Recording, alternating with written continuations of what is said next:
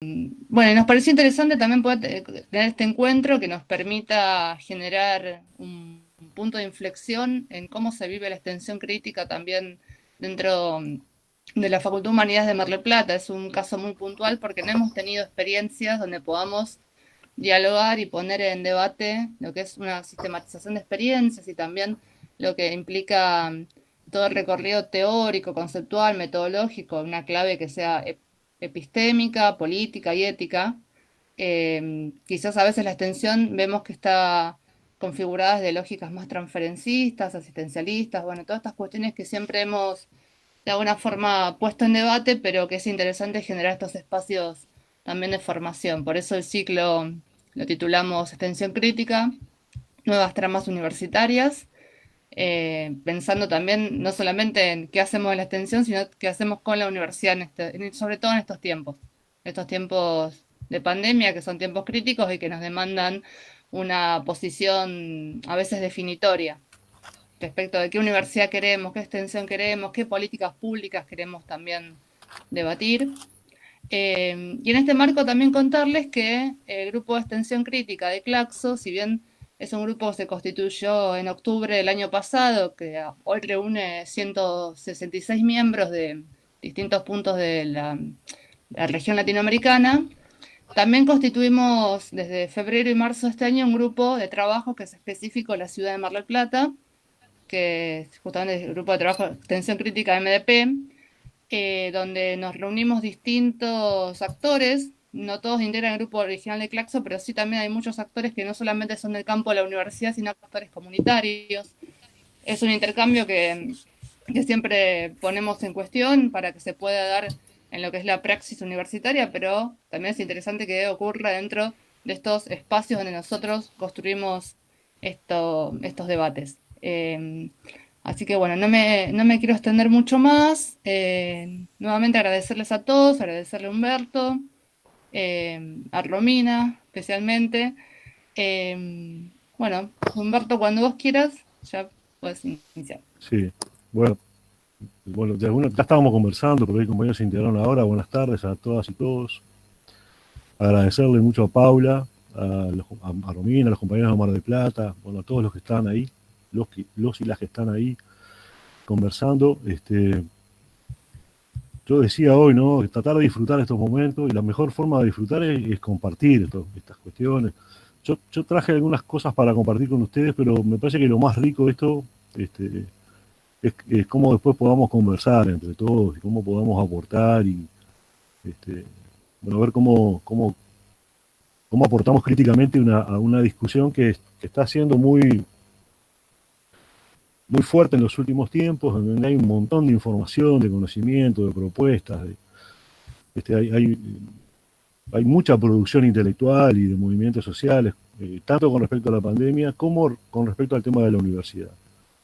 Hay un cruce muy fuerte de dos cuestiones que son el futuro el futuro de la crisis civilizatoria, una crisis civilizatoria que estaba en marcha muy fuerte, provocada por el metabolismo capitalista histórico de hace 400 años, que entran crisis recidivantes cada vez peores, y el COVID es una de ellas, en donde hace aflorar un montón de cuestiones que ya estaban, que ya habían emergido, pero que las profundiza, las pone en carne viva, ¿no? El COVID pone en carne viva la realidad de los sectores populares de América Latina, del mundo. Este, y eso pasa, y por ahí voy a ir, ¿no? En esta conversa con ustedes. Esa situación, esa crisis civilizatoria profundizada, capitalista civilizatoria profundizada por la pandemia, se encuentra con una universidad en crisis también. Entonces, por eso yo decía en otros momentos que me parece que como que reedita esa idea de una universidad en la encrucijada. Nuevamente, una universidad que debe, desde posiciones no neutras, optar por posiciones políticas, epistemológicas, pedagógicas, pero sobre todo políticas.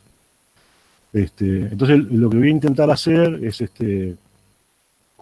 bueno, con las posibilidades que tengo, de las lecturas que hice en los últimos tiempos, sobre todo, situar un poco cuál es la crisis de la universidad, y ahí me voy a apoyar fundamentalmente, para mí es uno de los compañeros más notorios en esto de pensar tanto la sociedad como la universidad, que es Boaventura Sousa Santos, y caracterizar un poco esta encrucijada en la cual está la universidad desde su crisis actual.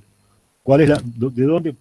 Para no hablar solamente de extensión, me parece que hablar de extensión sin hablar de universidad y sin hablar de sociedad es una cuestión reduccionista que a veces hacemos, entonces que me parece que hay que ver cómo cómo lo trabajamos de una manera más, más completa, más dialéctica, más sistémica. Entonces la idea es caracterizar brevemente la crisis de la universidad actual, usando el apoyo y la sabiduría de nuestro compañero intelectual Boaventura Sousa Santos. Él hace tres, hago una introducción, después lo vamos a ver en detalle. Él tiene varios abordajes de la crisis de la universidad. Tiene tres. El primero que hace, que yo lo estuve revisando, fue el que menos revisé, pero lo revisé, es un texto de La mano de Alicia, que es de fin del siglo XX. Después lo retoma en la Universidad del siglo XXI, en donde una de las cosas que dice es que el pronóstico que él hace a fines del siglo XX se cumple con creces, dice. Así que bueno, ¿no? Tenemos muchos pensadores que lo están pensando de esa forma, pero me parece que específicamente la extensión universitaria, Boaventura la coloca en ese lugar. Y hay un último trabajo de Boaventura que tiene una semana, que yo lo saqué de una publicación brasilera, en donde él nuevamente analiza la situación de la universidad. Yo le mandé al grupo de extensión crítica este trabajito de Boaventura, y él de alguna forma propone, en la Universidad del siglo XXI, él propone un qué hacer, ¿no? Cómo salir de esto, propone, y bueno, la extensión es una de las cosas bien interesantes, y ahora propone, en este último texto, es un texto cortito, son 4 paginitas, pero muy, muy, muy pensadas, muy, muy armadas, en donde propone algunas cuestiones muy interesantes que voy a comentar, que tienen que ver y están muy hermanadas, están muy cercanas a la propuesta de extensión crítica y de formación integral de la cual hemos venido hablando. O sea que bueno, voy a hacer eso, y además me voy a apoyar en otro pensador intelectual que es del grupo de extensión crítica, que es Breno Bringel. Breno es un sociólogo que trabaja en ciencias políticas y en geopolítica, es muy interesante, y hace, de todos los análisis que yo he visto sobre pandemia, hay muchos, ¿no? Hay muchos. La mayoría de los intelectuales ha trabajado sobre el futuro de la pandemia y la pospandemia. Hay una producción enorme ahí. A mí me pareció que el trabajo de Breno, que él me lo mandó hace un tiempo, resume como 3 escenarios futuros en la pospandemia, que me parece que nos permiten decir, bueno, esta universidad en crisis, caracterizada por Boaventura, esta es la síntesis de lo que voy a trabajar después en particular. Esta universidad en crisis, que venía en una crisis histórica del siglo XX y que la reedita y la profundiza en el siglo XXI, se encuentra con la pandemia y eso la pone nuevamente en una encrucijada, pero lo que hay que ver es cuál es el futuro de la pandemia y cómo la encrucijada de la universidad debe tomar el correlato de la encrucijada de la sociedad. Entonces ahí como que me parece que para poder hacer análisis y pensar la extensión crítica hoy, hay que hacer esos análisis más globales. Es decir, primero tener una idea de cuáles son los escenarios futuros que plantean los teóricos y los intelectuales vinculados a post-COVID, si es que hay un post-COVID. Y por otro lado, cómo una universidad en crisis resuelve esto en la encrucijada actual. Esa sería y ahí caracterizar la extensión crítica, porque ahí nosotros la hipótesis que tiramos es que la extensión crítica es la herramienta, es la guía política para, de alguna forma, sacar de la encrucijada a la universidad en la coyuntura de pandemia y en un proceso de pandemia que profundiza la crisis civilizatoria. Esa sería la tesis de esta charla, ¿no?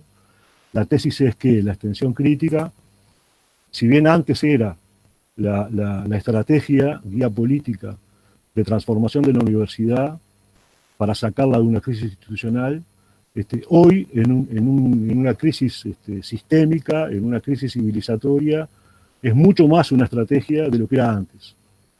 porque de alguna forma la aproxima a horizontes de posibilidad que son los horizontes de posibilidad de los sectores populares. Entonces, y esa sería la tesis, ¿no? La extensión crítica se constituye de alguna forma en esa gran estrategia universitaria que forma diferente a los estudiantes, a los y las estudiantes, y que de alguna forma contribuye a los procesos de nuevo paradigma que están en curso.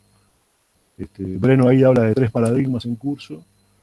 Estoy como mezclando todo, pero como para dar una idea general de por dónde voy a ir, ahora lo voy a hacer en forma ordenada.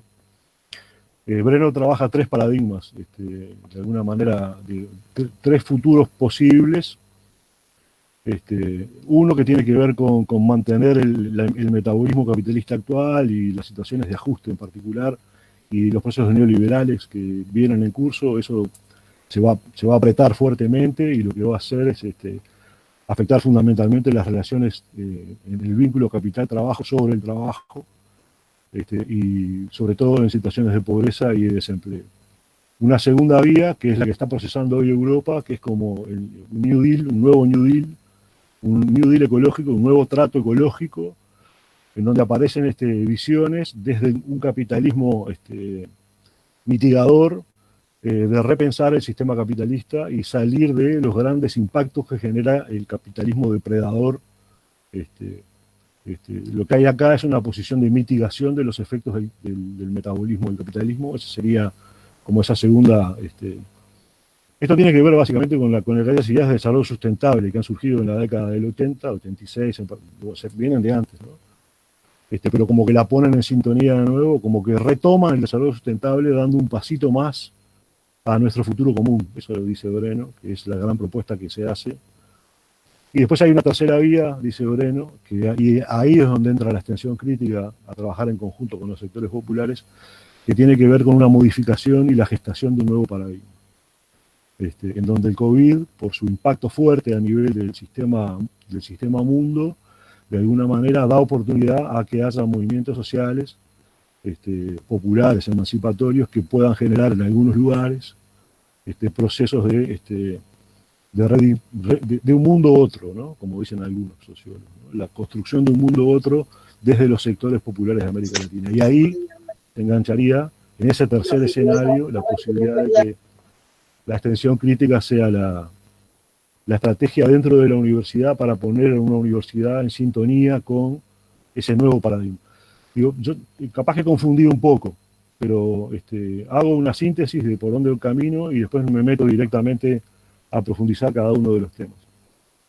Pensar la extensión crítica hoy, en pandemia y en pospandemia, implica pensar el sistema capitalista contemporáneo, la crisis civilizatoria contemporánea, y su coyuntura pandémica. Eso, si no lo pensamos en particular, y ahí no lo pensamos desde el pensamiento crítico, nos va a imposibilitar pensar qué universidad para esa coyuntura, que viene estructurada, pero que hoy es coyuntura con profundización de algunas de las cuestiones más importantes que tienen que ver con lo económico, social y lo sanitario, ¿no? El leviatán sanitario del cual habla Maristela Svampa, ¿no? Y desde ahí pensar, mucho más que pensar de nuevo la extensión crítica, reafirmarnos en que la extensión crítica es hoy más que nunca la vía, la estrategia, la clave de bóveda, dijeran algunos, para poner una universidad al servicio de los sectores populares y en la construcción de una nueva sociedad, un nuevo paradigma, como dice Breno. Ese sería como lo que voy a plantear. Y bueno, voy a trabajar un poquito extensión crítica. Capaz que, bueno, yo ya hice una introducción bastante, me parece, hasta media pesada. Capaz que paso rápido por el PowerPoint. Quería dar los textos, ahí están las referencias de los artículos sobre los que estoy trabajando, sobre los que he trabajado, para que los puedan ver. Y bueno, y después terminaría un poco con extensión crítica. Entonces voy a pasar a... ¿Hay alguna pregunta, alguna duda que quieran, o alguna observación que quieran hacer las compañeras, los compañeros? Capaz que vamos a acostumbrarnos a que yo no hable todo el tiempo, porque para mí no es bueno, es cansador, y para ustedes es peor. Así que si quieren hacer alguna... Paula, sos vos la que... Humberto, coordinás. sí. Ahí te estaban consultando vía chat si podrías volver a mencionar el nombre de los trabajos de Boaventura Sousa Santos. Sí, Y sí, sí, Paula. Uno es el de La mano de Alicia, que es un texto viejo, es uno de los primeros textos, por el cual ha sido bastante criticado, ¿no? Por algunos autores de Boaventura, pero es un texto muy importante de la obra de él, del fin del siglo XX. Y después este texto clásico, que es la Universidad del siglo XXI, que tiene varias ediciones. Inclusive en el trabajo que estábamos haciendo con Lucho, yo lo cité de una edición y Lucho citó al mismo tiempo de otra. Ahí tenemos, Lucho, tenemos que arreglar eso. Y después el último textito que es un testazo, ¿no? Es corto, pero es un gran texto porque tiene una concentración de pensamiento muy fuerte, que fue de la semana pasada, que está en brasilero, que salió es una revista popular, en donde hace algunas consideraciones vinculadas a, bueno, cuál es la situación universitaria y propone un qué hacer, ¿no? A lo Lenin, por dónde ir. Son esos los tres, hay muchos más. El texto de Boaventura que a nosotros nos pareció no un texto de él, sino una compilación, que es la antología publicada por Claxo. Si quieren ver en un lugar solo, porque Boaventura no puede ver una hoja en blanco, ¿no? Es un escritor contumaz, y tiene una cantidad imponente de escritos, de libros, de obras. Y ahí está la antología de Claxo. Y además hay un libro nuevo de Boaventura que es El fin de la... Se llama El fin, eso lo estuvimos viendo con Delia.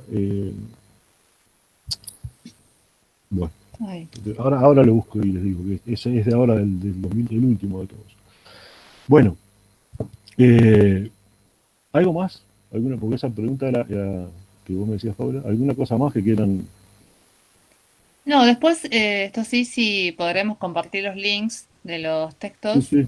Sí, sí, sí, sí, sí, sí. Vos me los envíes, yo ya les comunico que los vamos a estar enviando vía mail a todos los que estaban inscriptos, así ya podemos cubrir esto. La idea también es que Claro, podamos construir un recursero, esto no me había contado, pero que podamos construir un recursero con un drive que estamos poniendo a disposición desde la Secretaría de Extensión de la Facultad de Humanidades, con textos de distintos autores y de distintos grupos de investigación y claro. extensión, también para solidarizar y socializar justamente estas producciones.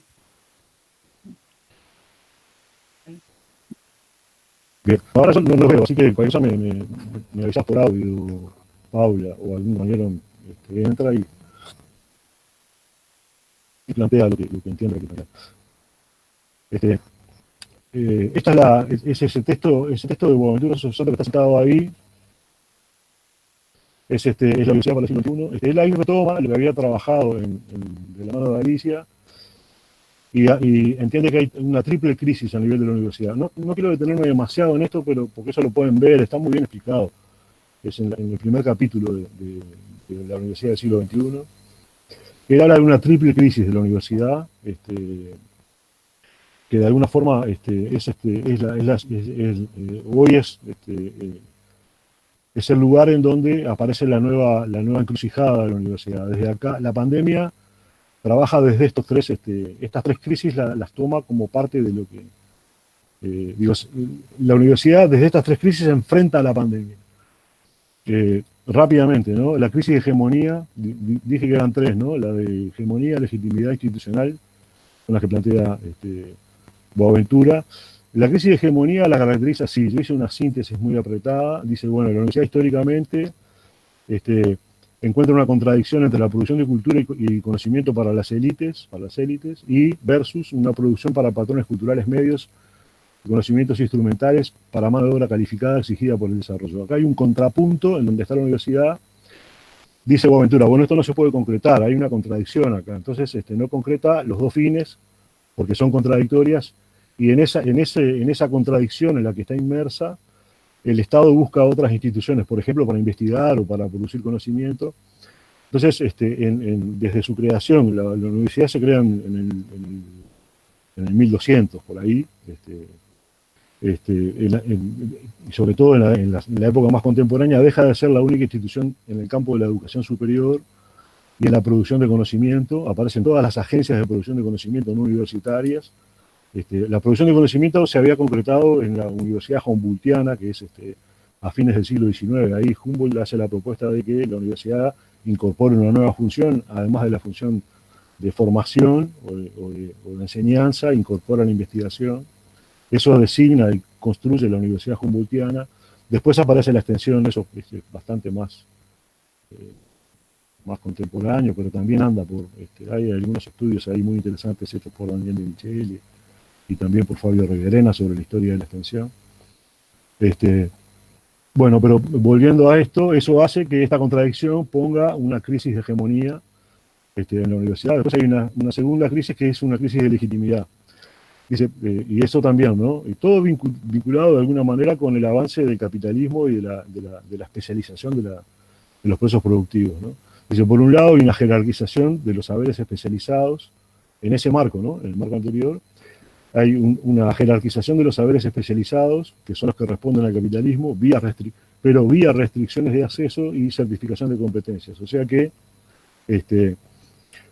esos saberes que de alguna forma competían con los saberes de las élites pasan a ser muy importantes, hay que jerarquizarlos, hay que darles nivel, y eso lleva a la especialización con restricciones de acceso, que no es el caso típico de las universidades nuestras, de Argentina y Uruguay, pero en otros lados ha pegado de una manera fuertísima a nivel de la universidad pública. La restricción de acceso, nosotros somos la excepción de la universidad latinoamericana, creo que no hay otras, salvo las universidades públicas argentinas y la Universidad de la República, en donde no hay restricciones de acceso, y la certificación de las competencias. Eso por un lado, y por otro, la exigencia social y política por democratización.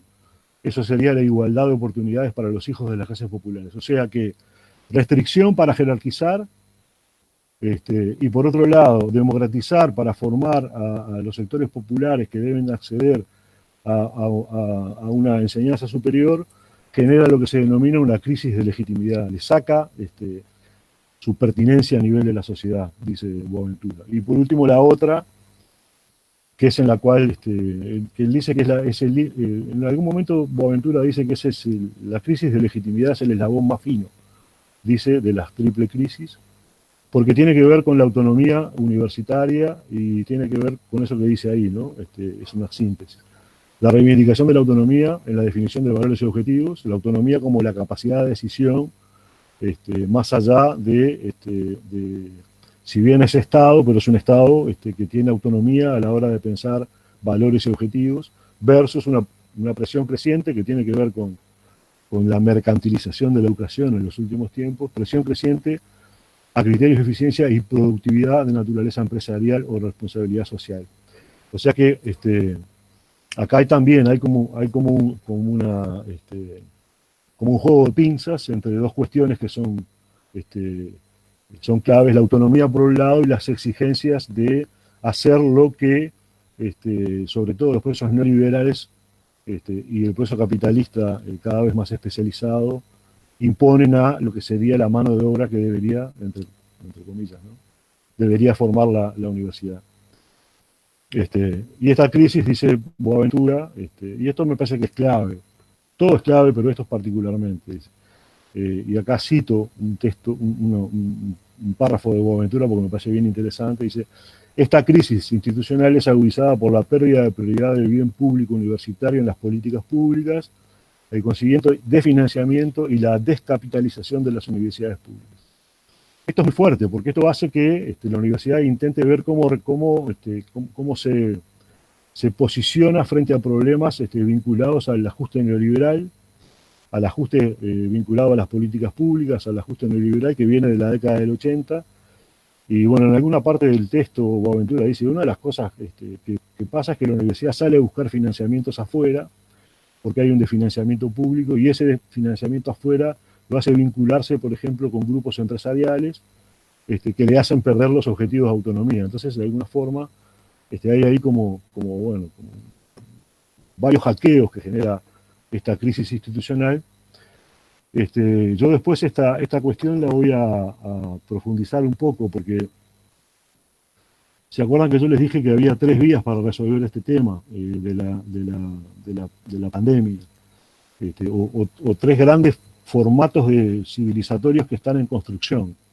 Uno es el formato de profundización neoliberal.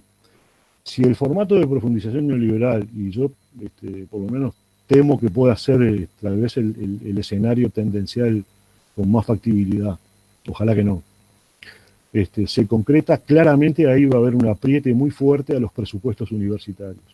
Claro que eso va a depender de los países, va a depender de los gobiernos de los países. Nosotros hoy en América Latina tenemos un retroceso muy fuerte de los gobiernos progresistas. Hay pocos lugares, Argentina es uno, en donde hoy hay una reconstrucción, una reconstrucción de un proceso neoliberal fuertísimo, el proceso macrista, que capaz que esto lo plantee de otra manera. Pero a nivel de los escenarios generales de América Latina, la construcción de los gobiernos de claro corte neoliberal y de ajuste estructural, en donde siempre se ajusta a favor del empresariado, probablemente hagan que los presupuestos universitarios sean claramente retaseados. Esto es contradictorio, porque después voy a hablar de que hay una cuestión que tiene que ver, estoy mezclando un poco, pero me parece interesante ir componiendo este escenario que no es simple. La legitimidad de la universidad en estos últimos tiempos, sobre todo en algunos lugares como Argentina y Uruguay, ha tenido un proceso de avance interesante. La ciencia aplicada de las universidades públicas, de algunas universidades públicas argentinas y de la Universidad Pública Uruguaya, ha dado una situación de legitimidad a las universidades que no tenía hace un tiempo atrás. O sea que esto es aparece como un proceso contradictorio en lo que es la crisis institucional. En el caso de Uruguay, nosotros cuando hacemos este análisis con Lucho, que estamos escribiendo un artículo, yo planteo que en el caso uruguayo va a ser mucho más fuerte la tendencia neoliberal de ajuste y de achique que el reconocimiento a la ciencia aplicada que hoy el gobierno, este gobierno neoliberal, hace a la universidad y al Instituto Pasteur en particular. Pero me parece que, bueno, que en ese escenario de crisis institucional aparece también la pandemia y aparece el posicionar en esta encrucijada de la universidad pública. Termino con esta cita breve de Boaventura que me parece bien interesante, yo sé que estas cosas muchos de ustedes, la mayoría de ustedes la manejan bien, pero me parece interesante volver sobre el tema de los procesos como dice Sousa Santos, de globalización mercantil de la universidad. Ahí vean lo que dice Santos, lo dice ya hace 10 años, ¿no?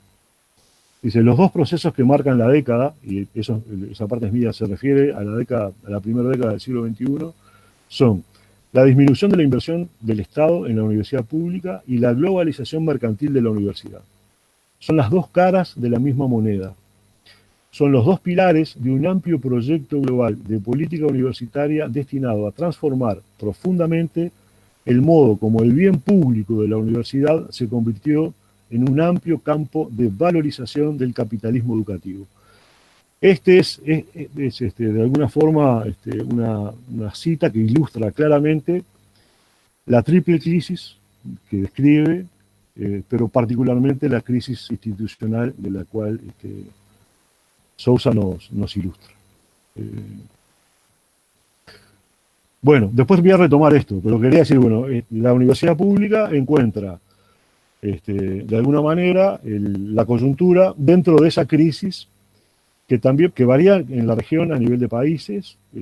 Claramente yo digo ejemplos ahora de Argentina, de Uruguay, bueno, que son los que más conozco, por lo menos los que yo más conozco, sobre todo el uruguayo, pero nos sitúa en el escenario de la pandemia, ¿no? La crisis civilizatoria recidivada del capitalismo, reactualizada del capitalismo, y ahí de nuevo echar mano a algunos de los intelectuales, compañeros de camino que han trabajado estos temas. Hay mucha producción con respecto a esto.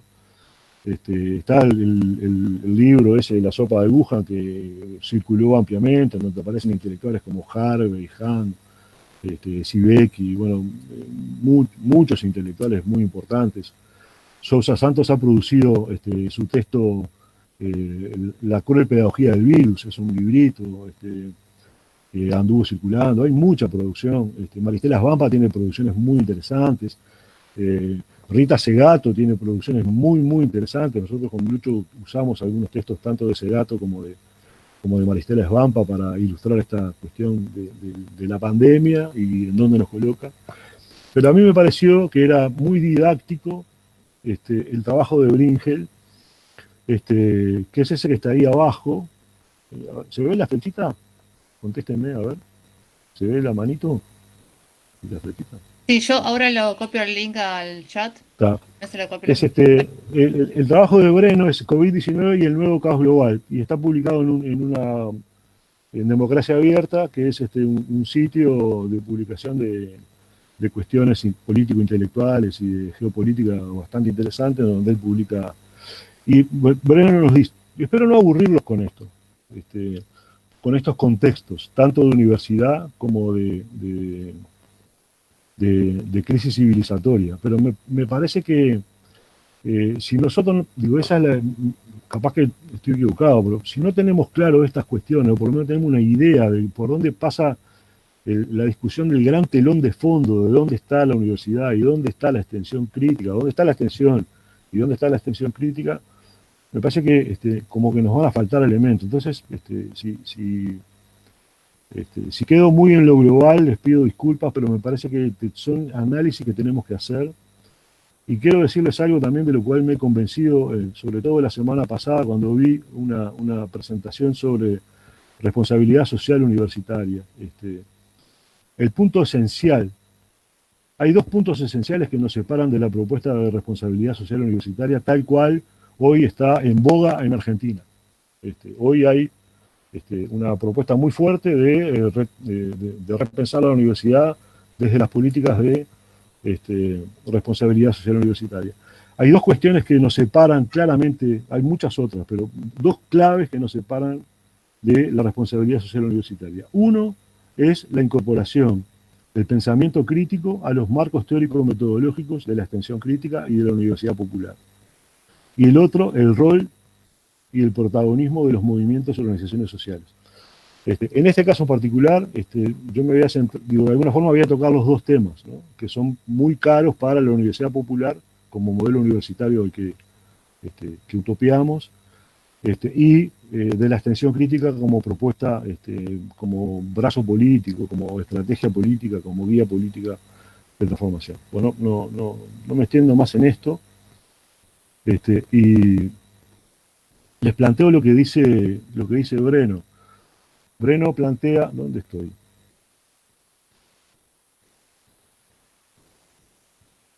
Me quedé sin... ¿Hola? A ver si voy de nuevo. Hola, Humberto. Sí, te escuchamos, Humberto. Estos son los nervios No te preocupes. de la virtualidad. Y a veces también nos pasa en aula, ¿no? Está bien. O en territorio.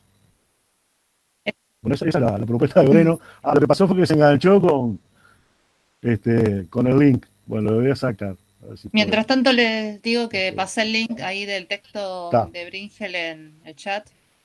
Que quieren ir viendo. está. Vos sabés que no...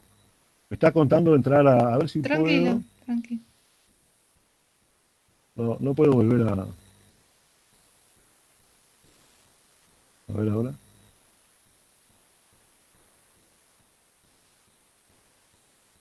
Voy. A ver si abre acá.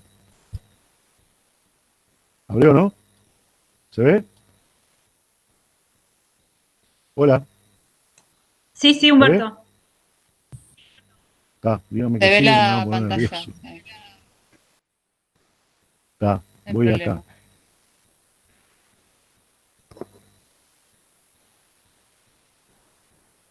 ¿Ahí se ve la pantalla? Sí, ahí. Está, acá estoy.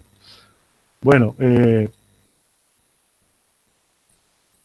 Breno, voy a hacer una síntesis de esto porque para que Breno plantea como para poder avanzar un poco más. Esto está, yo les dejo después este PowerPoint, que es muy simple, pero está la guía.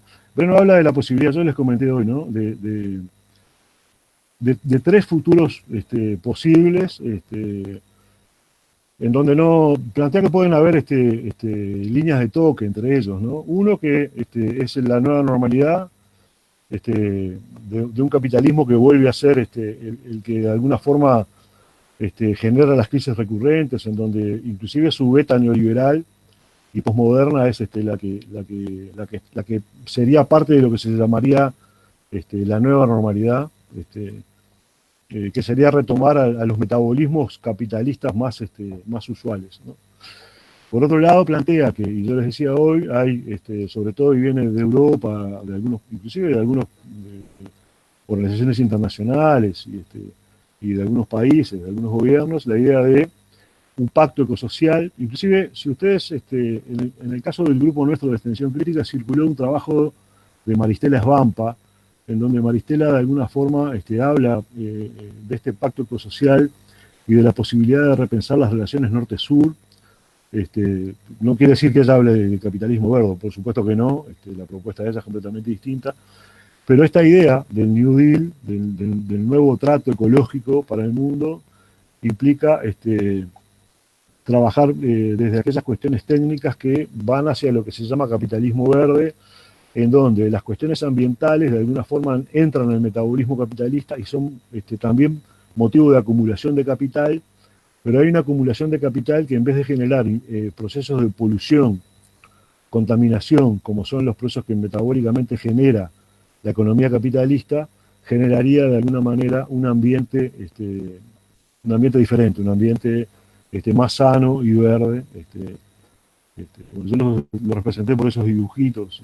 Uno es el Leviatán, que es esa figura bíblica de monstruo marino devorador de hombres. Ese sería, porque además me hizo acordar la propuesta de Maristela Svampa cuando habla del Leviatán sanitario, compara el COVID con eso, entonces por eso lo pongo. Y después el capitalismo verde, que es una versión un poco más profunda, que es la que se emana de la propuesta de desarrollo sustentable. Y por fin, la que dice Breno, y que tiene que ver con, yo no sé si vieron la presentación de Sibeki y la presentación de Bernardo Manzano sobre movimientos socioterritoriales y movimientos de pueblos originarios a nivel de América Latina y a nivel mundo. Tiene que ver con eso. De alguna forma, Breno dice, bueno, hay una tercera vía que podría ser, yo creo que a mí me parece que es la vía que tiene tal vez menos perspectiva, porque es una vía que implica rupturas con el poder constituido de los procesos capitalistas históricos. Pero me parece que ahí hay una apuesta muy importante, hay una construcción de un inédito viable ahí muy trascendente, muy importante para nosotros y para los movimientos sociales con los cuales trabajamos. O sea que el qué hacer en ese COVID-19 y cuál sería la encrucijada de la universidad pública. Yo creo que la encrucijada es al servicio de quién nos vamos a poner. Me parece que tenemos una universidad pública en una triple crisis, que es una crisis de legitimidad, de hegemonía institucional, profundizada por el capitalismo agudizado en la enseñanza universitaria y terciaria, y me parece, y bueno, ahí que el qué hacer tiene que ver con quién nos vamos a alinear, con quién se va a alinear la universidad pública. Claramente, Boaventura Sousa Santos nos dice que hay que alinearse en esa nueva dimensión, ese nuevo paradigma vinculado con los movimientos sociales emancipatorios. Y bueno, de alguna forma la propuesta que hacemos es que trabajemos desde ahí, que trabajemos la extensión crítica como vínculo crítico, político de la universidad con la construcción de ese nuevo paradigma, que sabemos que es un escenario tendencial de difícil construcción, pero para el cual debe orientarse la universidad pública. Boaventura en este último texto nos plantea 4 cuestiones básicas para pensar cómo salir de la crisis de la universidad y cómo contribuir al proceso post-pandémico. Y nos habla de 4 cuestiones básicas, 4 niveles, 4 ejes. Nos dice, hay que democratizar la universidad, hay que desmercantilizarla, hay que descolonizarla, hay que despatriarcalizarla. Esas son los 4 ejes que Boaventura plantea en este pequeño texto, muy grande y pequeño a la vez, que sería el quehacer de la Universidad Latinoamericana para ponerse en sintonía con un nuevo paradigma, con una nueva, con una sociedad otra. Y esto, de alguna forma, lo que nos vuelve a decir, ya nos había dicho Boaventura en la primera década del siglo XXI, cuando escribía en la Universidad del siglo XXI, que la extensión tenía, la tenemos ahí la cita, la extensión tiene una función imprescindible a la hora de pensar la reconstrucción de la universidad. Bueno, decía algo así, no me acuerdo textualmente. Y ahora nos vuelve a decir lo mismo, ¿no? Porque de alguna forma estas cuestiones que plantea, que son democratizar, desmercantilizar, descolonizar y despatriarcalizar, tienen que ver con esta propuesta de extensión crítica. Claro, tienen que ver porque nosotros cuando construimos esta propuesta de extensión crítica también la construimos desde bases teórico-metodológicas del pensamiento crítico y fundamentalmente desde no solo, pero en una muy buena medida en las propuestas que hace Boaventura en toda su obra y su práctica. Entonces lo que pasaría ahora, y me tomaría 5 minutos y después me gustaría conversar, y bueno, que nos aclaremos entre todos estas cuestiones, que son bien interesantes. Estamos en una coyuntura, en una encrucijada muy importante en la universidad, una encrucijada en la cual muchas universidades se quedaron no se quedaron ni en la universidad, nos fuimos todos para las casas, o muchos. Por eso me parece que ahí quiero hacer una mención al final sobre ese tema, ¿no? ¿Cuál sería el rol de la universidad hoy en la pandemia, ¿no?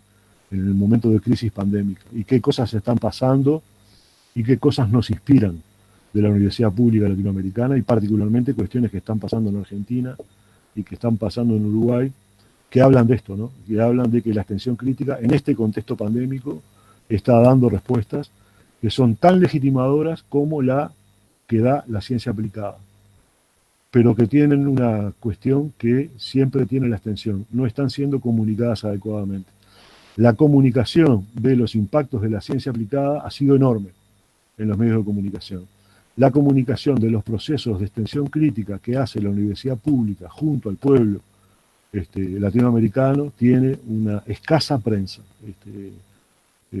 Se conoce muy poco lo que están haciendo las universidades, la Universidad de Mar del Plata en particular, la Universidad de La Plata con las brigadas Ramón Medina, la Universidad del Uruguay con sus trabajos que hace a nivel del programa integral metropolitano y en el Centro Universitario del Litoral, lo que hace la Universidad de Costa Rica y muchas otras que estamos relevando en el grupo de extensión crítica. Entonces, termino con una idea general de la extensión crítica. Yo sé que le dediqué poco tiempo a este tema, pero me parece que el ubicar la extensión crítica en este panorama general, en este gran telón de fondo, me parecía que era, de alguna forma, hablar de extensión crítica. Y vuelvo al diagrama que he usado en los últimos tiempos y que le agradezco fundamentalmente a Rocío, compañera de Mendoza, que lo agarró un diagrama que se entendía poco y lo mejoró mucho. Y ese diagrama es el que de alguna forma nos permite entender por dónde estamos pensando la extensión crítica en tiempos de pandemia, cuáles serían las bases teórico-metodológicas, por dónde caminaríamos, cuáles serían los objetivos. Van a ver, por ejemplo, y empiezo por los objetivos, lo articulado de los objetivos con la propuesta que hace Boaventura de Sousa Santos. Los objetivos son, para este proceso de extensión crítica, en el marco de la construcción de una universidad popular, son transformación estructural de la realidad, modificando las relaciones sociales de producción y los procesos de dominación, construcción de procesos anticapitalistas, antipatriarcales y anticoloniales. O sea que lo que plantea en su quehacer Boaventura, en el texto de la semana pasada, nosotros lo veníamos trabajando desde hace bastante tiempo en la medida que venimos construyendo esta idea de extensión crítica como concepto teórico-metodológico.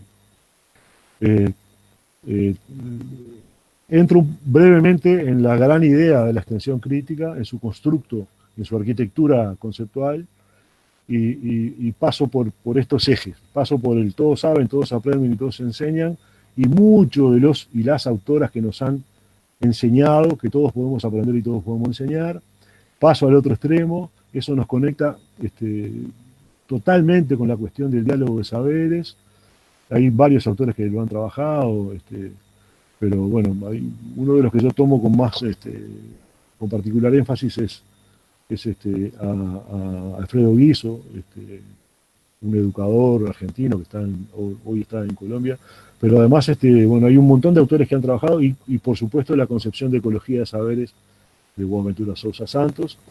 Eso situado en un territorio, situado en una postura, un abordaje de la extensión crítica que debe ser global, que no puede ser disciplinar, que debe ser interdisciplinar, porque ahí la idea es que trabajamos en espacios, en territorios que son indisciplinados y en donde es muy importante conceptuar el territorio como un concepto llave, concepto clave para poder pensar qué hace la extensión crítica en territorio, también en organizaciones, pero fundamentalmente en territorio, e incorporar cuestiones que tienen que ver con poder, dominación y antagonismo. Esta es otra característica fundamental que nos separa de la responsabilidad social empresarial.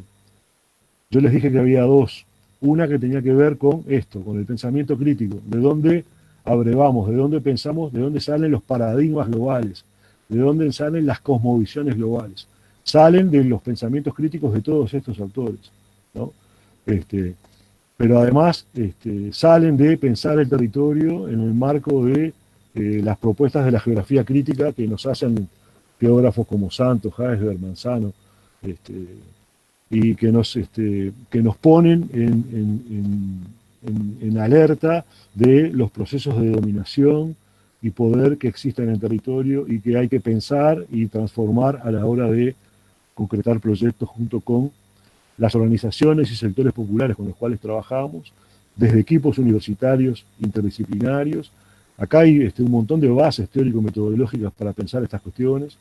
Esto de acá, nosotros lo hemos pensado desde varios lugares. Hay un capítulo de un libro, yo no me acuerdo el nombre, de Maristela Bamba, donde habla de los sujetos de transformación, que me parece muy interesante, una propuesta de sujetos muy abierta, muy, muy interesante, que rescata los sectores populares de una manera muy global, que son aquellos con los cuales construir un mundo otro. Y lo hace a través, y con esto cierro, a través de una metodología participativa, estructurada, en fases, en momentos, pero que al mismo tiempo es flexible, que está connotada por la investigación y acción participativa, o la IAP, o la pesquisa Acción, tomada desde los brasileros, que tiene un montón de compañeras y compañeros que han aportado a esta idea de construcción de procesos participativos y de los cuales hemos pensado estos espacios educativos y de transformación de la realidad. Yo acá hablamos, ¿no? Y acá siempre seguimos a otros, ¿no? De alguna forma no hemos inventado nada. Hablo de la construcción entre las organizaciones y movimientos populares y los equipos interdisciplinarios, de grupos motores con una participación total desde un primer momento de las organizaciones y movimientos en los procesos de IAP. No después que hacemos los diagnósticos, eso no sería una metodología participativa, sino desde el primer momento, desde que llegamos al territorio, llegamos a la organización o llegamos a los espacios a los cuales nos convocaron o a los cuales vamos. Bueno, desde ese primer momento, la construcción de grupos motores para copensar y para co-transformar y transformarnos. Y esa sería la base. Después yo he hecho mano de esta idea de extensión crítica como promotora de una formación integral de los estudiantes. Digo, bueno, la formación integral, nunca digo nada solo, porque todo esto lo hemos trabajado con compañeras y compañeros. La formación integral, para eso la extensión crítica es la guía política. Ahí usamos esto después lo ven, yo no lo voy a leer. Ahí usamos esta idea de formación integral. Hemos empezado a utilizar la idea de investigador intelectual anfibio de Maristela Svampa, que nos pareció altamente heurística, motivadora. Es una metáfora, me parece muy interesante, para pensar cuál va a ser nuestro rol como universitarios y cuál sería nuestro sur de formación para los estudiantes. Pero revisando, leyendo, estos tiempos han sido de mucha lectura para muchos de nosotros, de reencontrarnos con textos, reencontrarnos con materiales, y yo me reencontré con un libro que me había regalado el Tato Iglesias, este, que lo había leído hace un tiempo, no lo había leído todo, había estado con Tato un par de veces, y me di cuenta que esa formación integral que responde a la extensión crítica, que responde a una universidad popular, que responde a una sociedad a otra, y con ese encadenamiento, ¿no? Que debería ser al revés, debería ser una universidad a otra, anticapitalista, antipatriarcal, decolonial, una universidad popular, una extensión crítica, una formación de estudiantes, también crítica, que podía ser pensada con la metáfora del intelectual anfibio, pero releyendo al Tato. Por otro lado, creo que el Tato no ha sido suficientemente reconocido, no ha sido, no sé si lo conocen, la propuesta de universidad trashumante de Roberto Tato Iglesias, ¿no? Y voy a terminar con, él hace algunas definiciones, es muy interesante este libro, es un viaje hacia la autonomía. Y termina una de las partes, cuando retoma conceptos, ¿no? Que me pareció muy interesante, que voy a leer, en donde define transhumancia. De alguna forma yo creo que la formación integral de nuestras y nuestros, digo nuestras y nuestros porque uno estaba viejísimo ya, y ya los entiende como nuestras y nuestros a los estudiantes y las estudiantes. Uno podría pensarla que capaz que contribuimos a formación de transhumantes. Vean la definición de Tato de transhumancia. Vean lo que dice. Dice, la transhumancia significa caminar hacia los mejores humus, la mejor gente, la mejor tierra. La transhumancia implica una constante y doble caminata, una hacia afuera, hacia el encuentro con los otros, y otra hacia adentro de cada uno, en busca de emociones, esperanzas, sueños y pasiones que definan y orienten nuestras prácticas. La transhumancia no es solo una actitud frente a la vida, es por cierto caminar, estar vivos, creer y creernos, escuchar, saber mirar al otro desde el otro, no quedarse en el pasado, armar con esperanza y pasión el futuro. El transhumante debe saber enfrentar la soledad y animarse desde allí siempre a construir lo colectivo. Y por acá cierro con las palabras de nuestro querido amigo, compañero Tato Iglesias. Y saco la presentación.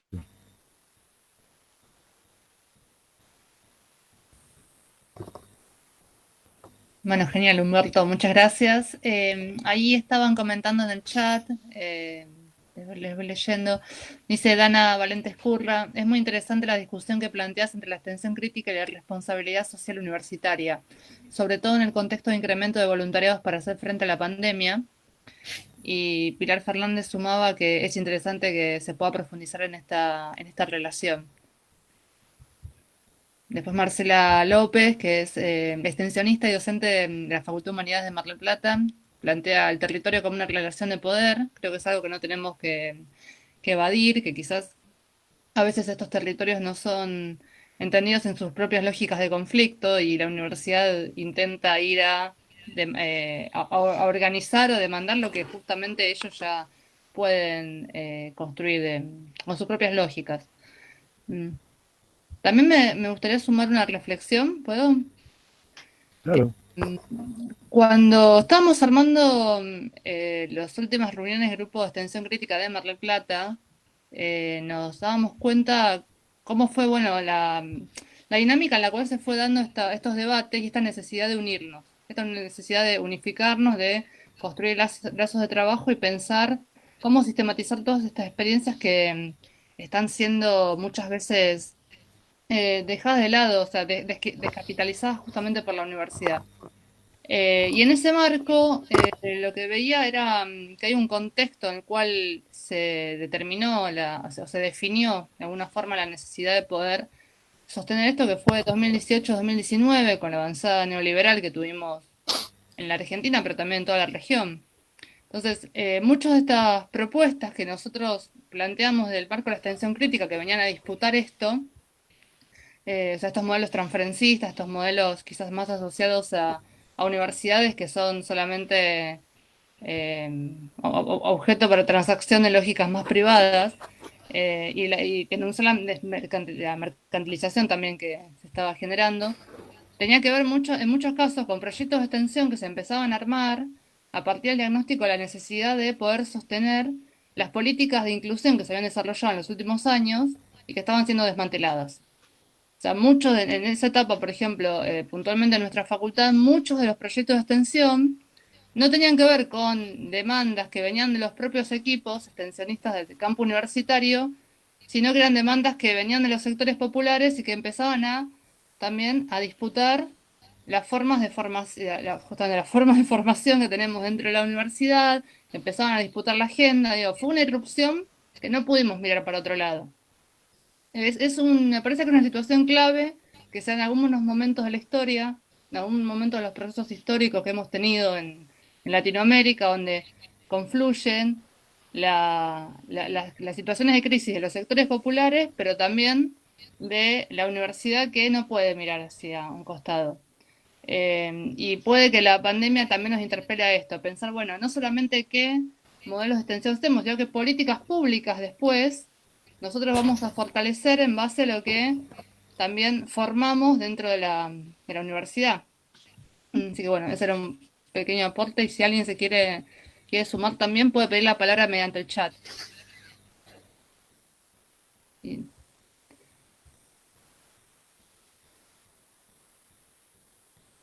Romina, también querías comentar algo.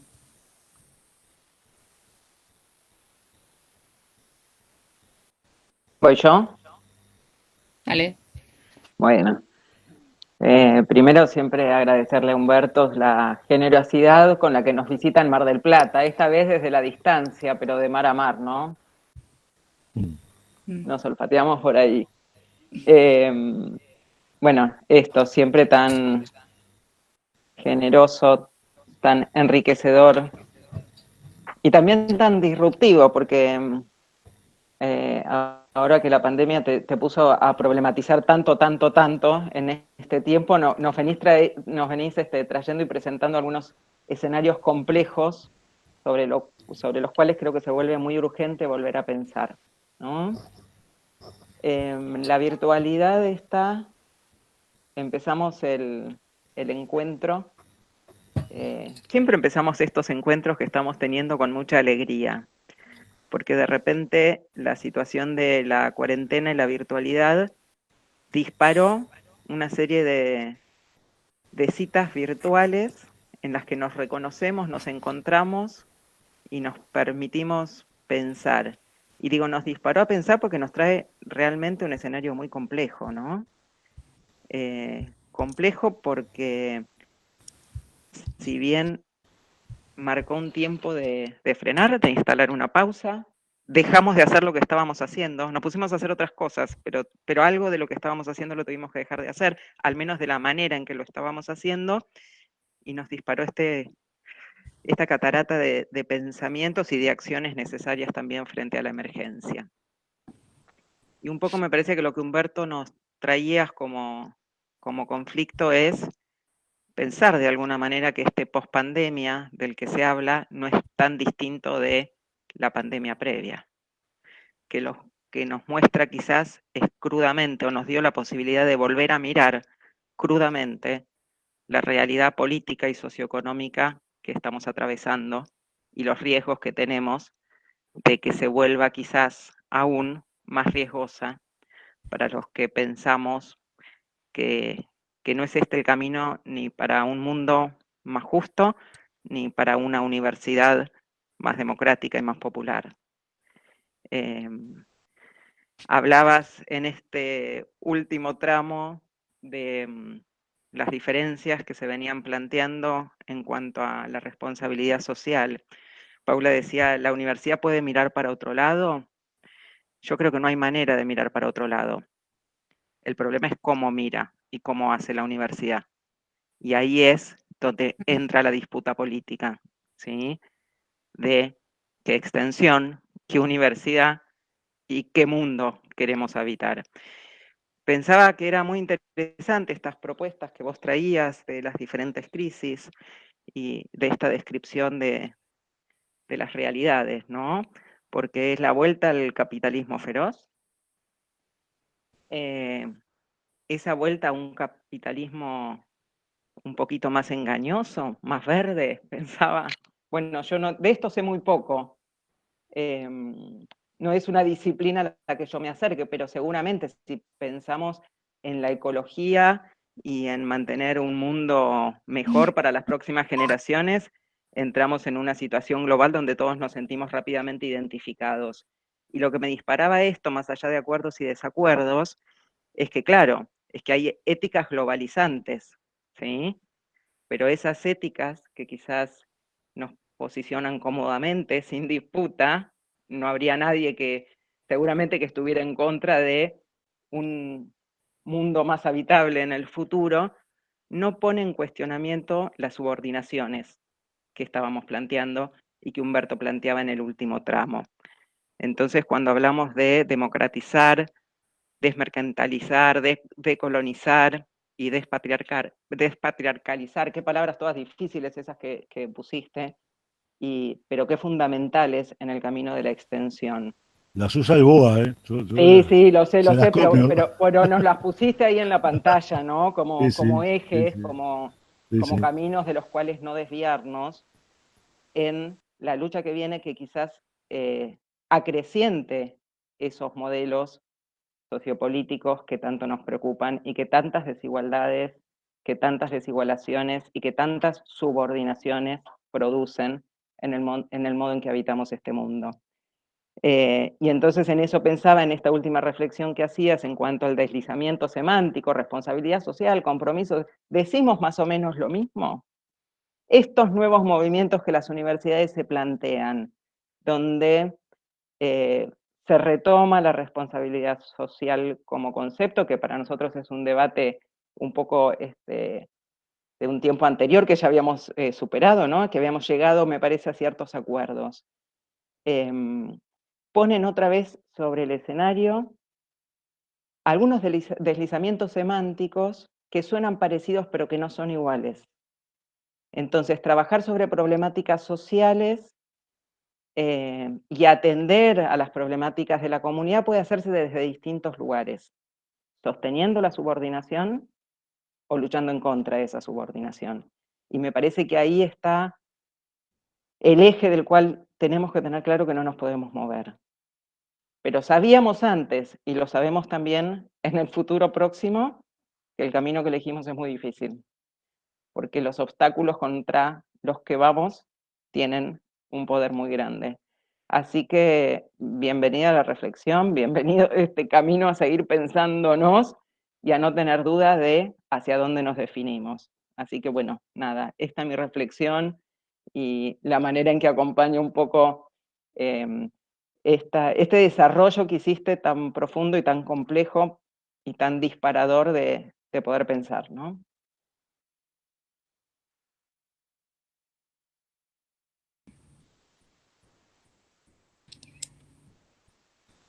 ¿Algún comentario más? Yo Sí, tengo algunas cuestiones. Yo quería entrar un poquito al tema de responsabilidad social universitaria, bien, hay porque una lo habían pregunta que hacen en planteado. el, Sí, sí, Humberto, sí. hay una Dale, pregunta que dale, hacen en el Flora. chat que me parece fundamental. Dice, lo difícil es hacerlo sin hacer extensión crítica, sin hacerlo sin estar en el territorio y con las organizaciones. ¿Cómo se hace extensión crítica en contextos de aislamiento o distanciamiento social? Se está haciendo hoy la extensión crítica en el Mm, marco del aislamiento social, inclusive obligatorio, que tiene Argentina, que no es el caso de Uruguay. Yo creo que ahí nuestras universidades, y hay ejemplos en todos lados, ¿no? Va, en todos lados, en pocos mm, lados. Hay ejemplos en Mar del Plata, en los centros comunitarios, yo esto lo he conversado a fondo con Romy. Hay ejemplos con trabajo en territorio con estudiantes, hoy, con la concepción de extensión crítica. Hay trabajos en La Plata, ahí nosotros revisamos con Guido Mastrantonio, un compañero, el trabajo de la Brigada Ramona Medina, muy interesante, junto con La Poderosa, digo, con organizaciones sociales populares muy fuertes. Hay trabajo importante con las ollas populares en Uruguay, muy fuerte de la universidad. mm. de acompañamiento, contención, un proceso de educación popular, de trabajo, no solamente a nivel de cuestiones técnicas vinculadas a alimentación, sino en cuestiones políticas, en cuestiones de formación general, inclusive con reuniones. O sea que yo lo que creo es que lo que ha hackeado fundamentalmente la pandemia son las cuestiones obligatorias vinculadas a procesos en territorio, porque eso creo que en todos lados se ha parado, ¿no? Digo, de alguna forma se ha ido a una virtualidad de las prácticas, lo que había de territorio, que ojo que es poco, si uno lo compara con lo que hacemos en la universidad, es mucho más lo áulico que lo territorial. Aún así, lo áulico se desarma todo, pasa todo a la virtualidad, por lo menos en Uruguay pasa eso, ¿no? O se lleva todo lo que se puede a la virtualidad, y lo territorial se desarma completamente, sobre todo lo obligatorio. Pero no se desarma la extensión crítica como una propuesta de estudiantes, docentes, inclusive no docentes, funcionarios, junto con organizaciones sociales. Yo creo que ahí, creo que en general no hemos estado, lo quiero decir con mucho cuidado esto, porque no puede ser mal interpretado lo que estoy planteando, pero creo que en muchos casos la universidad pública no ha estado a la altura de lo que estaba pasando en los barrios y pueblos de nuestros territorios. Porque me parece que no fuimos capaces de, salvo en algunos lugares, de acompañar como deberíamos haber acompañado. Yo no digo de acompañar desde la obligatoriedad de las prácticas, pero sí desde procesos de brigadas de trabajo solidarias, que desde procesos de extensión crítica podían haber, y concretamente lo han hecho, acompañado mucho más los procesos que han sido dramáticos para los sectores populares. Y hay universidades que no han ido a territorio, no han hecho nada en territorio, han hecho todo virtual, o han hecho muy pocas cosas. O virtualizaron los procesos de extensión a través de centros de llamada, de call center, cosas muy interesantes, ¿no? Pero hubo un intento de virtualización del diálogo, que en algunos casos funcionó, pero nos fuimos de territorio, huimos de territorio en general, y me parece que ahí hemos dado una ventaja muy grande, más que una ventaja, yo creo que hemos generado una vacancia de trabajo a nivel comunitario que no deberíamos hecho, y que lo que pone en evidencia a esto es lo que se hizo en concreto. Que hay trabajo a nivel popular de estudiantes y docentes con una cuestión vinculada a la extensión crítica, que ha dado unos resultados fantásticos, tanto en la formación de los estudiantes como en el intento a contribuir con la población en un proceso que es realmente muy, muy jodido, muy crudo, muy dramático, y que se va a agudizar. La pospandemia va a ser peor que el proceso pandémico. Si bien el proceso sanitario hoy es dramático, pero se va a mantener un proceso económico, social, de desempleo, de crisis alimentaria, de crisis habitacional, que ya venía y que se profundiza. Entonces, yo creo que se podía haber hecho mucho más de lo que hicimos. Estamos haciendo ahora un relevamiento desde el grupo Claxo sobre qué hicimos en estos tiempos. Han contestado, lo estamos haciendo con Ibaña y con los compañeros del grupo, con Eleonora y con Fabio. Tenemos que empezar a procesar, ya Ibaña comenzó a procesar. Tenemos respuestas ahora después Ibaña puede decir, como de 10 universidades que han hecho trabajos. Vamos a sistematizar esa información. Espero que lo tengamos relativamente rápido para poder motivar a que haya grupos de universitarios. No sé, es un ejemplo, por ejemplo, yo otro día me metí en la página de la UBA. La UBA tiene 7.000 voluntarios trabajando en territorio. La UBA tiene 400.000 estudiantes, ¿no? Es un monstruo de universidad. Pero estuve viendo lo que estaba haciendo, sobre todo vinculadas a cuestiones sanitarias, a cuestiones en las carpas, en los hospitales y sanatorios, y sobre todo a nivel de vacunación a nivel de territorio, de asistencia a nivel de territorio, a nivel barrial. Tiene 7.000 estudiantes trabajando en territorio. O sea que es posible hacer extensión crítica. Y no se está haciendo, por ejemplo, en el caso que conozco más particularmente, que es el caso de la Universidad Uruguaya y de los procesos en Mar del Plata y de los procesos en La Plata, se hace con una visión de extensión crítica, de diálogo de saberes, de coproducción de conocimiento, de aprendizaje de los estudiantes. O sea que no estamos pensando en que son cuestiones asistenciales, en donde se va a donar el conocimiento, se va a donar la asistencia, sino que realmente se va a aprender, a construir, a coproducir. Yo me parece que estos ejemplos ponen en evidencia que deberíamos haber estado mucho más activos de lo que hemos estado a partir de marzo. Creo que estamos a tiempo de repensar nuestro trabajo en territorio, de repensar la extensión crítica vinculada a los sectores populares, a los movimientos. Esa es mi visión. Que claro, yo no estoy en la realidad argentina, ustedes tienen una realidad pandémica que es distinta a la uruguaya. Capaz que eso a mí me hace tener una óptica distinta, pero los ejemplos que cito son ejemplos de allá, son ejemplos de ustedes. Mar del Plata, La Plata, Tandil, por ejemplo. El otro día estuve en el conversatorio donde se habló de responsabilidad social universitaria, hice una presentación, el decano de la Facultad de Medicina, el Cacho, no me acuerdo el apellido del Cacho, lo conozco, no tengo gran confianza, pero bueno, y hay un proyecto de la universidad, de la Facultad de... ¿Cómo es? Cacho Trebuch.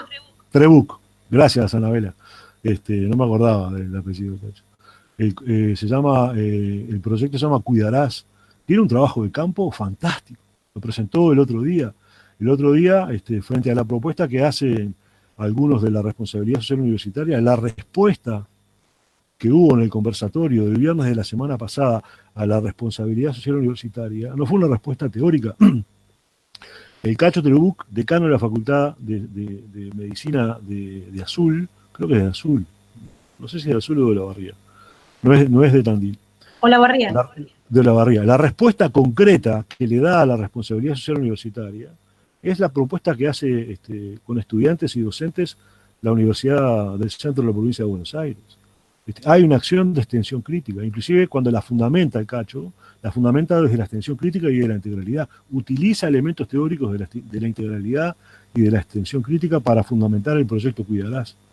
O sea que me parece que estamos a tiempo de repensarnos como universidad con un sentido popular, con una extensión crítica que le dé sur a la universidad popular.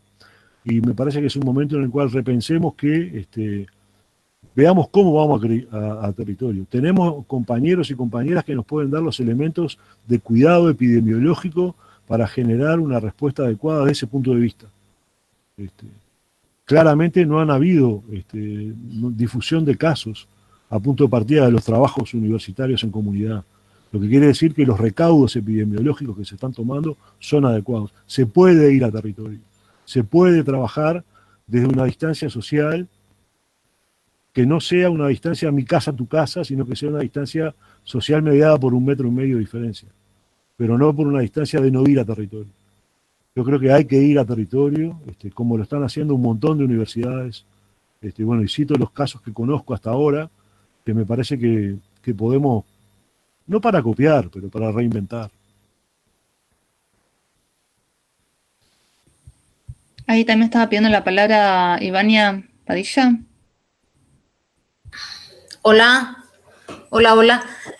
Bueno, buenas tardes, un placer y encantadísima de escuchar siempre a Humberto, que siempre me lleva por muchos caminos más, a veces algunos son un poco más complejos.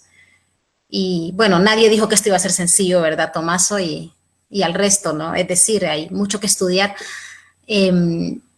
Cuando hablabas, Tomaso, sobre la situación geopolítica y analizando la perspectiva crítica de que es el escenario base, ¿no? Nuestro. Yo me retrotraía al prólogo del tomo 1 del Capital de Marx, la introducción a la crítica de la economía política, ¿no?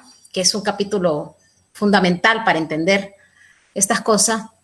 Y entonces yo tengo, no sé si se ve ahí, ¿se ve esta figura que tengo en la mano? Este es un calendario maya que tiene, bueno, en realidad son 2 calendarios mayas que tratan de darte la fecha, ¿verdad?, adecuada en ambos calendarios con el calendario normal nuestro, ¿no? Pero fue el único dispositivo que encontré ahorita para poder explicar lo que quiero explicarles. Entonces, por eso les aclaro que este es un calendario, pero que no tiene nada que ver con lo que voy a decir.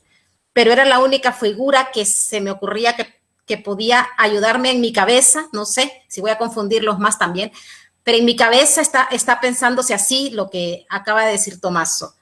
Entonces hay un círculo, hay una rueda que está girando, que es la más grande, no sé si la ven moverse, esta, la base, la principal, que la entiendo como las fuerzas productivas, ¿no? Esta, la más grande, digamos la que contiene todo. Luego está una segunda, no sé si la ven, esta que estoy tomando, que la denomino estructuras geopolíticas, ¿sí? Luego hay otra, todavía más interna, que se está moviendo ahora, que la denomino universidad, ciencia, conocimiento.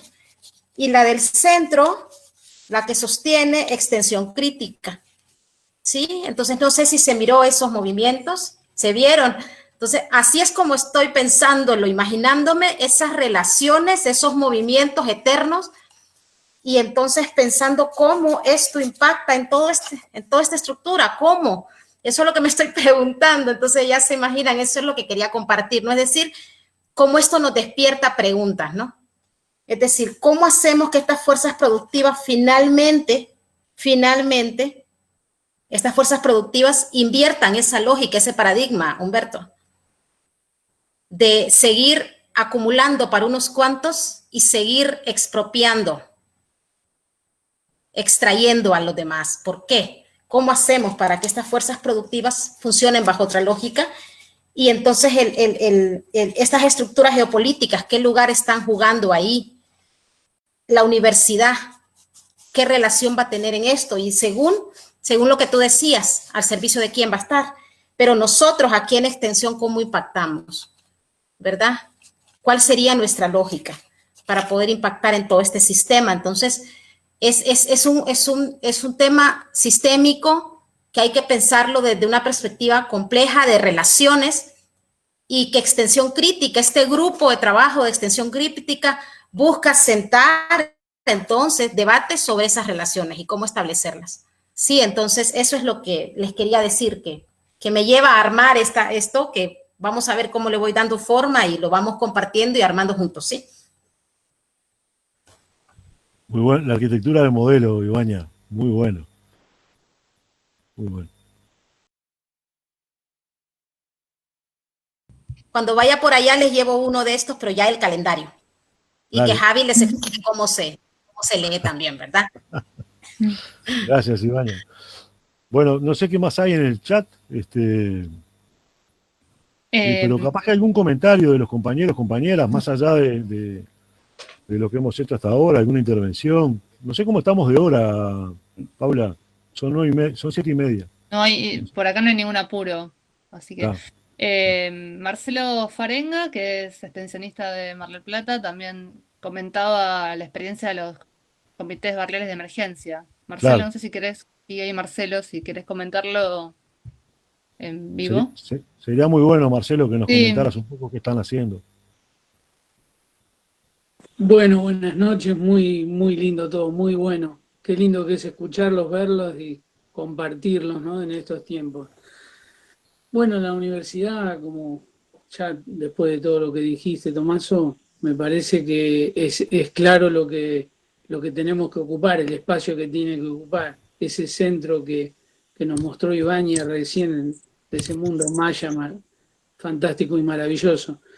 Bueno, los centros barriales de emergencia son unidades, digamos, que se han hecho en el partido de General Pueyrredón, acá en Mar del Plata, unidades, digamos, territoriales que contemplan la incorporación de muchos barrios, digamos, fundamentalmente norte, sur, este y oeste, y esos barrios tienen distintas necesidades y en estos momentos. Salud, alimentos, la temática de violencia de género, todo lo que tenemos agudizado por esta situación.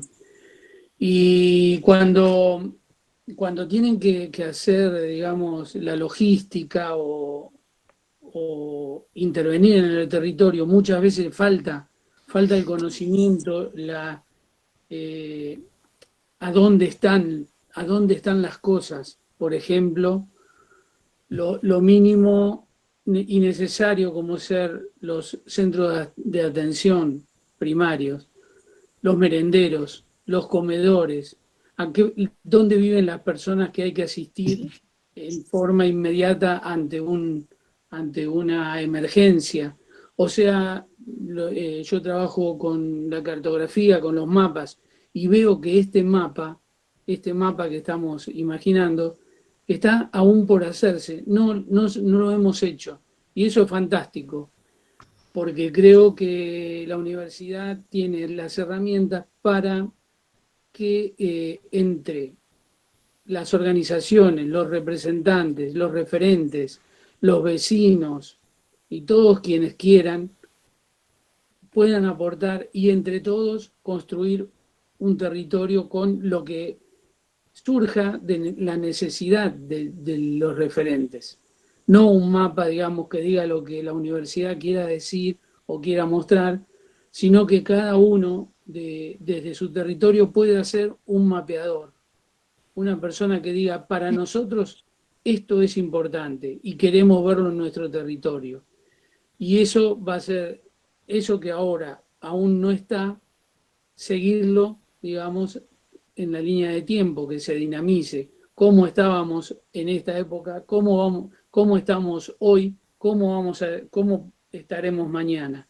Se pueden hacer muchísimas cosas, bueno, y uno de los lugares donde estamos trabajando es desde los comités barriales, que en este momento son de emergencia, pero esperemos que después que termine todo esto, como decís vos, de los 3 modelos, ¿no? Dentro de este cambio de paradigma, estos comités sigan trabajando, se afiancen en el territorio y sean una célula, una unidad de trabajo en donde la universidad no pueda mirar para atrás. Bueno, no quiero ocupar mucho más tiempo.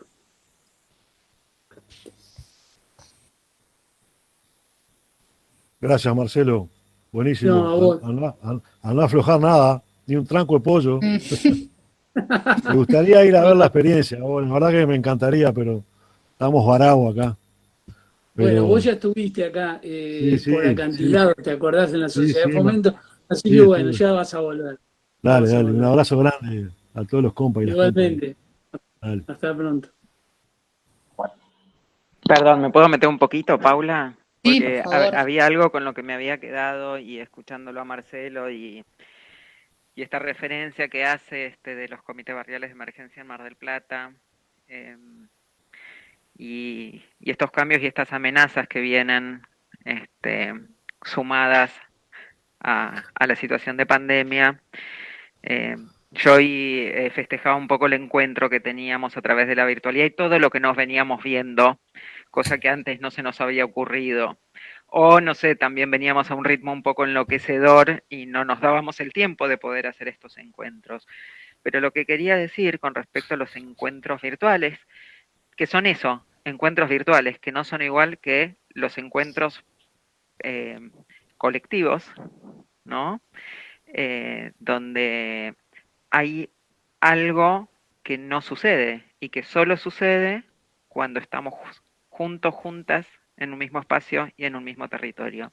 Y pensaba que una de las grandes amenazas con esto de la virtualidad vino para quedarse, que escuchamos tanto en estos tiempos, es el vaciamiento de los espacios públicos, el vaciamiento de esos encuentros públicos, más allá de lo público estatal, ¿no? Público en el sentido de poder encontrarnos planificadamente o espontáneamente y provocar algo y empujar algo que no es posible a través de la virtualidad. O sea que si nuestras universidades se instalan en la voz de la virtualidad vino para quedarse, no como herramienta, sino ocupando el lugar del encuentro, ¿sí? Del encuentro entre las personas, que es el encuentro mediado a través de estos objetos cibernéticos que tenemos delante y que algunos manejamos tan mal, como decía Humberto al principio, es el vaciamiento de la potencia colectiva, barrial, universitaria, de los estudiantes, de los trabajadores, de las asambleas. Entonces me parece que esta es otra de las amenazas de las que tenemos que estar advertidos acerca de cómo volvemos a esa nueva normalidad de la cual nos hablan, ¿no? Me parece que ante todo, Humberto nos pone sobre la mesa el no tener una mirada ingenua sobre ninguno de los elementos que en este momento se ponen en discusión. Eso quería agregar solamente.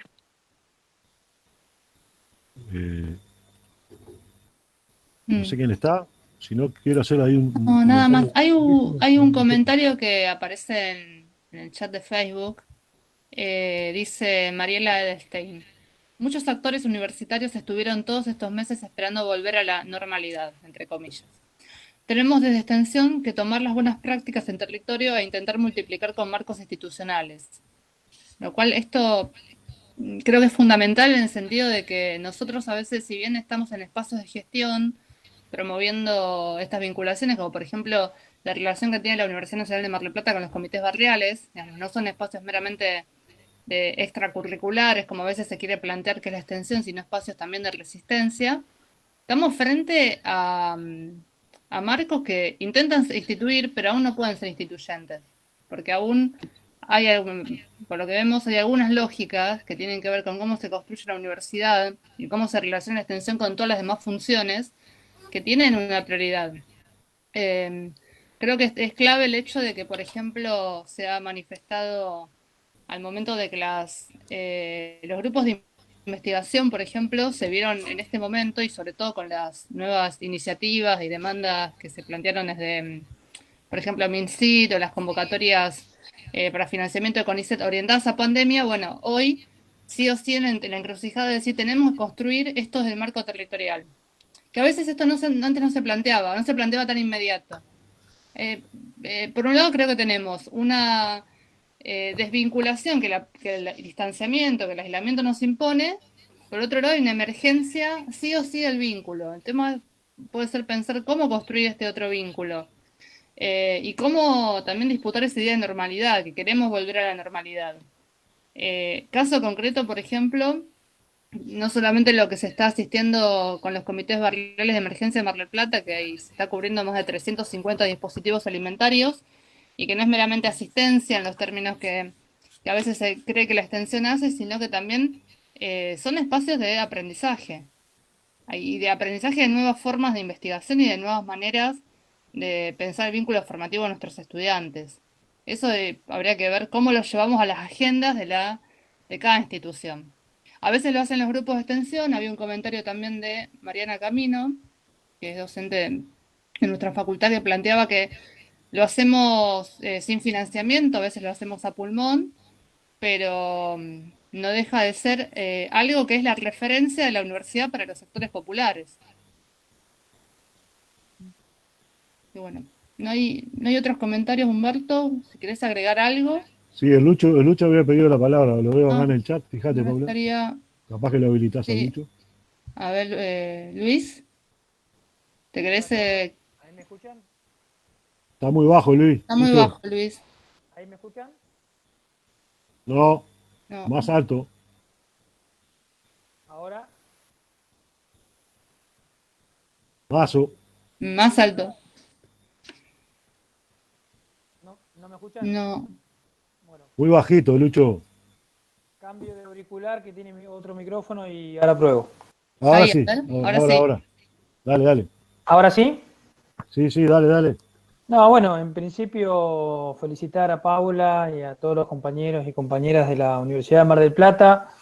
La riqueza de estos diálogos en estos días, un poco lo que decía Humberto, que nos ayuda a repensar este contexto, nos ha puesto a escribir, algo que muchas veces abandonamos por la gestión o por otras cuestiones. Y qué interesante pensar en esto también que planteaba como encrucijada y un poco anidado a lo que recién narraba Romina, digamos, de las cuestiones que tienen que venir a futuro, que van a venir a futuro y de cómo nos pensamos en esa universidad. En esta idea de relecturas encontramos un montón de aportes o de textos viejos que empezamos a desempolvar, por decirlo de alguna manera, y hace poco me crucé de nuevo con un texto que es la pedagogía de la comunicación popular, de Mario Kaplun, digamos, un texto muy interesante que habíamos revisado hacía mucho en las carreras de comunicaciones y que hoy estaba perdido, y que me parece, digamos, algo importante para remarcar en la actual situación cuando narramos o comentamos que estos hechos o estas actividades que está desarrollando la universidad no tienen eco o corolario en los medios de comunicación. Digamos, un principal panorama es que todavía seguimos analizando desde la década del 60 y el 70 de los aportes teóricos donde cuestionamos a los medios masivos de comunicación, cuando hoy ya sabemos que estos medios masivos tienen intereses creados, son funciones de poder que marcan agenda, y que el gran desafío que tenemos desde nuestro lugar como universidad crítica es empezar a construir nuestros propios medios. Es decir, una manera alternativa, una comunicación popular que llegue y que lleve la voz y el testimonio de los actores sociales. En ese plano hay un método, no es algo que se ha acabado, pero es una hipótesis que estoy viendo. Mario Kaplun usaba el método del cassette foro, que iba con un grabador a las distintas comunidades y tomaba los testimonios de los distintos actores sociales, porque también en muchos lugares era complejo el tema de la escritura, entonces desarrollaba con esa metodología la posibilidad de que todos los actores pudieran opinar. Bueno, yo creo que hoy el grupo de WhatsApp o el WhatsApp con el celular es una nueva herramienta, una nueva forma de ver o una nueva metodología de realizar esta idea de cassette foro, que iba a ser el WhatsApp foro, puede llegar a ser. Digo, uno puede ir con un celular a un barrio y tomar los testimonios, pero en eso también tenemos que aprender a cómo comunicar esto que decía Romina, porque si uno ve las experiencias que comentan Humberto y Romina respecto de las universidades nacionales, lo va a ver, esa comunicación se va a ver solamente en lo institucional.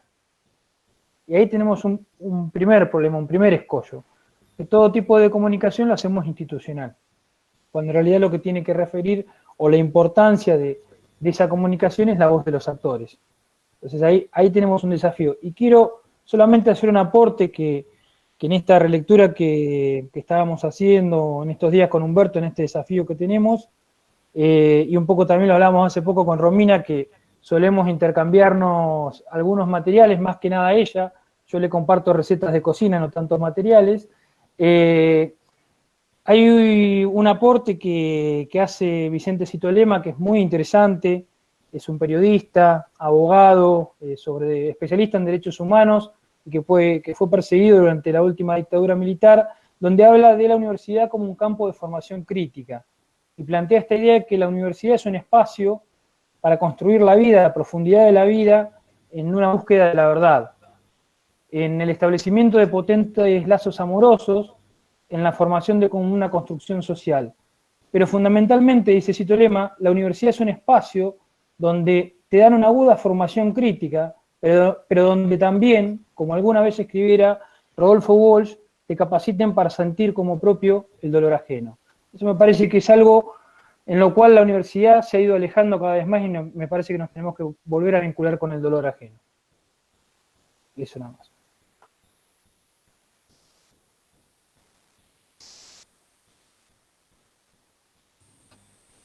Sí, fundamental, Bien. Luis. Construir una empatía en este momento. ¿Alguna otra consulta o comentario que quieran sumar? Yo tengo un par de comentarios, uno sobre virtualidad, pero para después, no sé quién quiere intervenir. Pues, siguiendo el pensamiento de Romina.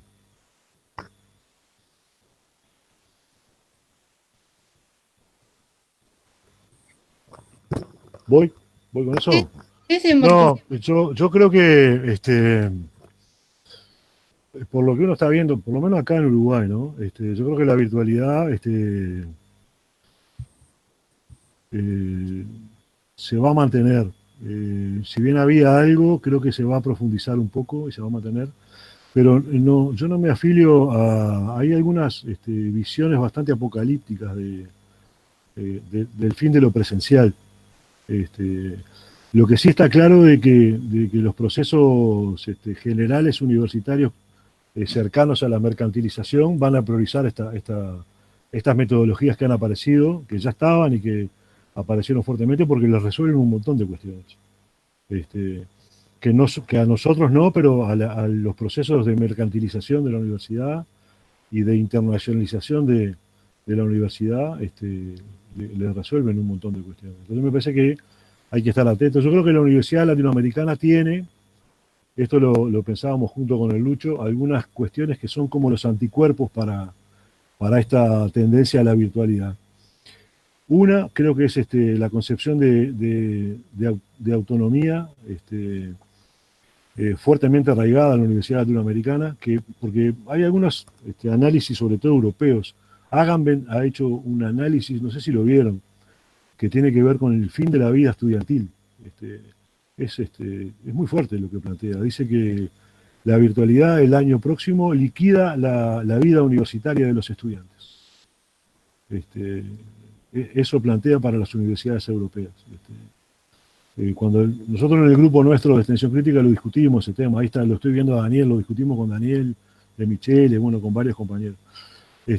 Yo creo que la virtualidad va a avanzar un poco, porque me parece que algunas cuestiones son interesantes inclusive, pero no lo suficiente como para destruir ni la construcción presencial y grupal de las cuestiones, ni la vida universitaria de los estudiantes.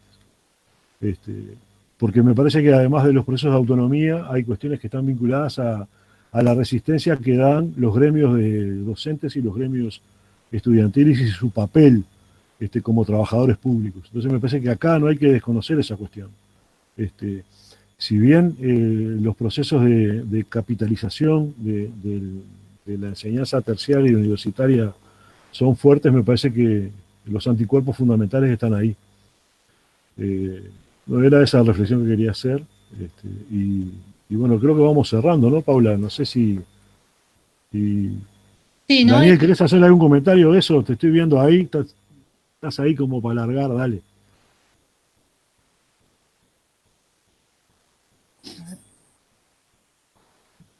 Hola, ¿qué tal? No, me así porque me estuve mirando desde Facebook el resto de la charla porque no pude entrar. Recién puedo entrar y estoy medio desconectado. No, lo que quería era saludar a los amigos y decirles que estoy esperando que se cansen para cantarles algo nomás.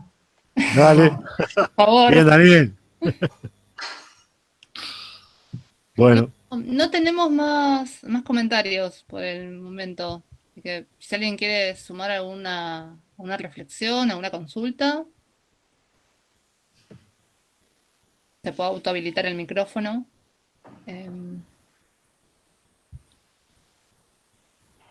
¿No? bien. Entonces, antes de la canción del Daniel, redoblar la esperanza, redoblar el laburo, redoblar el trabajo, redoblar el compromiso, ir a territorio, ir a trabajar de nuevo, si nos fugamos del territorio, volver al territorio a trabajar con los sectores populares, con los movimientos, con las organizaciones. Si los estudiantes no están organizando estas cuestiones, intentar juntarse con los estudiantes, con las estudiantes, motivarlas. Yo creo que en el caso, por ejemplo, de Uruguay, la FEU, que tradicionalmente ha sido el bastión de la Universidad Popular, capaz que estuvo no con el protagonismo que hubiéramos querido.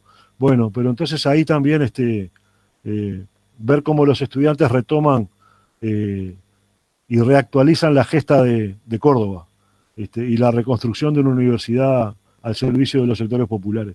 Esa me parece que es una tarea también, que no la estamos pensando mucho. Bueno, reconectarnos con los compañeros, las compañeras estudiantes, motivarlos, acompañarlos, estar con ellos, instarlos a ir a territorio, a aprender, a formarse. Capaz que está bueno que pensemos por ahí también la cuestión. Y yo me despido, les agradezco. Espero no haberlos aburrido mucho con el círculo de afuera, ¿no? Con el círculo más externo del calendario maya. El que hace muchas reflexiones a la cultura maya es Enrique Dussel. Bueno, está interesante ahí cómo trabaja el tema de la transmodernidad y cómo lo maya aporta al conocimiento moderno. Pero les mando un abrazo muy grande. Y Daniel, dale un sello de oro a esto, por favor. Dale, Paula, loco. perdón. Dale, Paula. Va a pasar a la historia como el único que puso un redondel adentro de un Excel. Esa diapositiva hermosa que tenés. No, pues esa está tuneada. Esa la hizo Sofía de allá de Mendoza. Un redondel adentro de un Excel, no puede ser. Cuando estés mal, cuando estés solo, cuando ya estés cansado, pero no te acerques a mí, porque sé que te puedo estimular. Cuando me mires a los ojos y mi mirada se lo tronca, no te olvides de mí, porque sé que te puedo estimular. No pienses que estoy loco, es solo una manera de actuar. No pienses que estoy solo, estoy comunicado con todos los demás. Por eso, cuando estés mal, cuando estés solo, cuando ya estés cansado de llorar, no te acerques a mí, porque sé que te puedo lastimar. No te acerques a mí, porque sé que te puedo lastimar. Salud. Buena, Dani. Bueno. Abrazo por allá. Abrazo a todos.